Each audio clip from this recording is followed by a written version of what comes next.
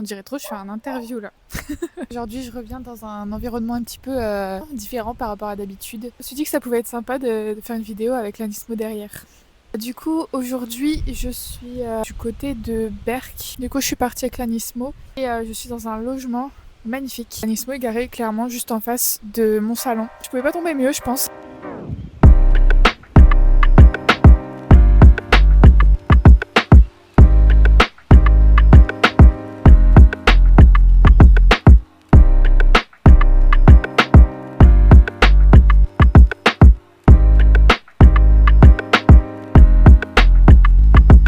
Du coup, je m'étais dit que ça pouvait être bien que je vous explique un petit peu mon parcours, pourquoi j'ai acheté l'Anismo et répondre à toutes vos autres questions. Donc pour ça, je vous avais demandé sur Instagram de me poser vos questions et donc je vais y répondre aujourd'hui en vidéo.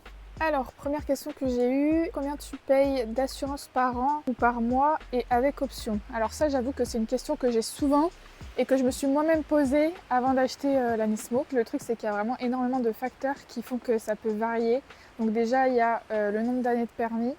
Si vous avez déjà un malus, enfin votre malus en fait, et si vous avez déjà eu des litiges, des accidents, etc. Les compagnies d'assurance, parce que ça varie vraiment entre les différentes compagnies. Je peux vous dire que j'ai fait un nombre de devis pour l'Anismo, j'ai jamais eu le même tarif. Et il y en a, mais c'était vraiment excessif. Après, forcément, ça dépend des options que vous prenez. Si vous prenez entière, en intégrale. Et chose que je ne savais pas, c'est que ça varie aussi en fonction de la région et de la ville où vous habitez. Moi, qui suis du côté de Lille, je me suis fait avoir parce qu'avant j'étais pas rattachée à Lille, maintenant je suis rattachée à Lille. Et mon assurance a augmenté. Du coup, il faut faire vraiment attention à ça. De toute façon, en faisant des devis, vous pouvez le savoir, mais faites attention si vous déménagez entre deux, de bien vérifier que vous n'aurez pas une influence sur le prix de votre assurance. Du coup, avec tout ça, j'ai toujours pas répondu à la question. Donc moi, je suis à 170 € en tout risque. Ça fait 6 ans maintenant que j'ai le permis. Non, même plus que ça. J'ai eu le permis en juillet 2019, donc ça fait un peu plus de... Ouais, ça fait 6 ans quoi. Et j'ai jamais eu de litige ou d'accident. Donc ils sont très regardants là-dessus. Ce que j'ai fait et ce que je vous conseille, même si c'est un peu plus cher du coup, c'est de prendre l'assurance à la valeur majorée. C'est-à-dire qu'en cas de vol, etc., vous aurez une indemnisation à hauteur de... ça dépend du pourcentage de majoration, mais du coup, ce sera majoré par rapport au prix d'achat du véhicule. Donc c'est intéressant. Alors, question fatidique qu'on me pose très souvent. Combien j'ai acheté l'Anismo? Du coup, il faut savoir que je l'ai acheté l'année dernière, en juin 2025 donc. Et sur le marché, actuellement, les Nismo sont vraiment en train de fuser. Les Nismo V1 sont limite encore plus difficiles à trouver que les Nismo V2. Elles sont limite encore plus chères. Donc moi, je l'ai payé environ 45 000 €. Actuellement, on en trouve entre 45 000 et 55 000 €. Moi, j'ai fait un bon coup parce qu'elle n'avait que même pas 40 000 km et elle était en parfait état. Après, ce qu'il ne faut pas oublier surtout, c'est qu'il y a aussi la carte grise à payer et que, après, ça dépend de votre région. Mais dans les Hauts-de-France, par exemple, le taux, il est de 43 € fois nombre de chevaux fiscaux. Donc, sur l'Anismo, on est à 25 chevaux fiscaux. Donc, 25 €, pas du tout, 25 chevaux fiscaux fois 43, on arrive à 1075 € de carte grise. Ce qui est bien, c'est que les véhicules qui ont plus de 10 ans, le prix est divisé par 2. C'est bien de se poser la question. Alors, question suivante. Comment s'est passé pour toi le Shika? Le Shika Japan, du coup, c'est le rasso qui avait été organisé par la Team Jap à Chartres. Et je vous ai d'ailleurs filmé une vidéo là-dessus. Donc, je t'invite à aller voir ma dernière vidéo. Comme ça, tu verras un petit peu l'événement et ce que j'en ai pensé. As-tu un radiateur d'huile pour le circuit? Sinon, la Z ne chauffe pas trop. Sujet qui fâche, hein. Si la Z elle chauffe énormément sur circuit, enfin c'est vraiment le problème on va dire des Z, c'est qu'ils auraient vraiment dû installer un radiateur d'huile d'origine. Pour avoir déjà roulé sur le circuit de Spa, le pire c'était sur le circuit de Crans-en-Ternois. On arrive vite à 130 et à 130 moi j'arrête parce que je voudrais pas endommager tout le reste. Mais ouais, c'est vraiment le souci et du coup je songe vraiment à... Enfin c'est sûr que je vais le faire. Ça vient d'où ça? Je sais pas ce que c'est, ça me dégoûte. Je pense vraiment que je vais le faire, du coup je vais en acheter un, sauf que c'est quand même un coût. Parce que du coup moi je voudrais un thermostatique, j'avais vu le Cetrab, je sais pas comment ça se dit mais voilà, je vous mettrai une petite image. Et j'ai lu que pour la Nismo c'était mieux d'avoir un 34 rangées parce que je crois que plus bas ça passe pas. Je ne suis pas sûre de ce que j'avance. Voilà, donc on monte vite dans les 800-900 €. Donc je pense que pour ceux qui font pas forcément de circuit, c'est toujours bien d'en mettre un, mais c'est pas indispensable. Pour ceux qui font du circuit, je vous le recommande. Alors, niveau entretien, est-ce que c'est raisonnable? Encore une fois, ça dépend. Ça va dépendre où tu le fais. Personnellement, la plupart des choses, je le fais moi-même, donc forcément, ça va. Mais si tu vas en concession, ça peut vite chiffrer. Au niveau de l'huile, moi je mets de l'huile Nismo Competition, donc c'est vrai que le bidon est assez cher. Après, ouais, tout dépend de ce que tu mets aussi. Là où c'est un petit peu cher, entre guillemets, c'est au niveau de l'essence. Bon, surtout en ce moment, parce que là on est à plus de 2 € le litre, ça commence à faire cher. Mais oui, ça consomme pas mal quand même. Moi, avec un plein, je fais à peu près moins de 400 km. Je fais à peu près 350 km, sachant que je tourne au 98. Sinon, après, il existe aussi les conversions à l'éthanol qui font effectivement gagner un petit peu en couple et en argent. Mais ouais, moi je compte la laisser au 98. L'ancienne Z que j'avais fait une conversion éthanol et stage 1 chez Shiftech et c'était très bien. Mais bon, la Nismo, je préfère la laisser au 98. J'ai changé un peu de point de vue parce que je commençais à avoir chaud. Du coup, on a une magnifique vue sur les poubelles. Je vais répondre à une question qu'on ne m'a pas posée, mais qu'on a déjà pu me poser lors des rassemblements, des événements, etc. Et du coup, je voulais vous répondre un petit peu en vidéo. Donc pourquoi j'ai vendu la Roadster pour acheter la Nismo? Pour l'historique, j'ai été un peu bercée dans l'automobile avec mon papa qui a toujours été passionné des véhicules sportifs. Bon, à l'époque, c'était plus un peu du tuning, etc. Pendant mon adolescence, j'ai commencé à faire des rassos, etc.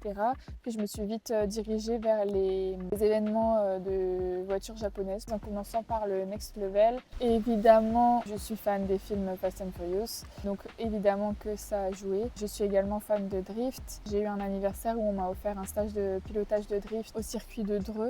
Ce stage de pilotage, je l'ai fait à bord d'une 370Z.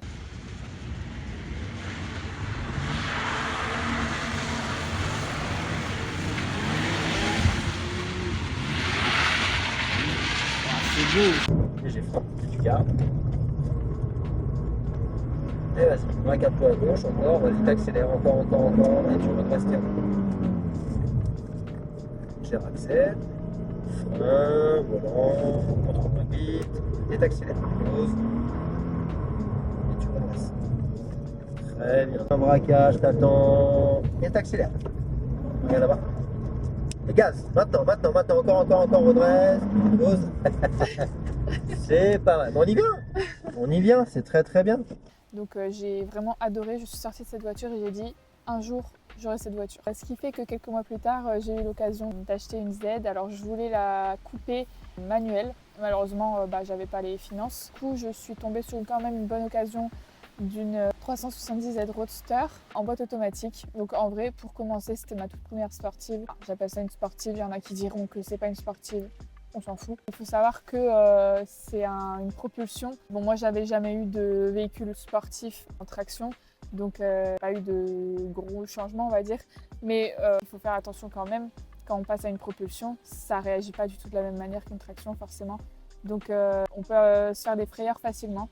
Ce qui est bien, c'est qu'avec le stage de drift, ça m'a permis quand même de connaître les limites du véhicule, ne serait-ce qu'en virage.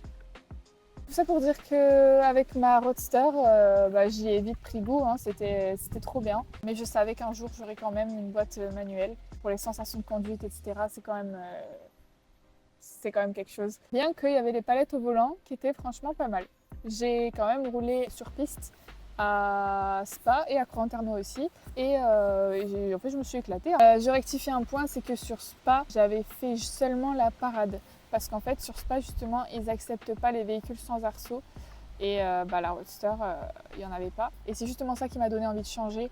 Parce que j'avais envie de faire plus de circuits.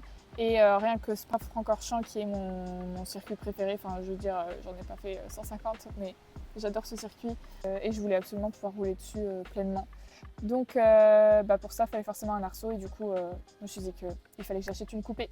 Donc j'ai commencé à regarder pour une coupée manuelle.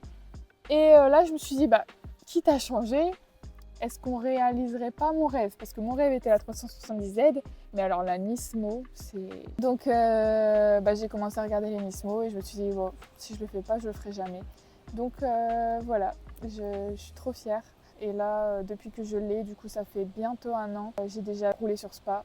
Et c'est trop bien.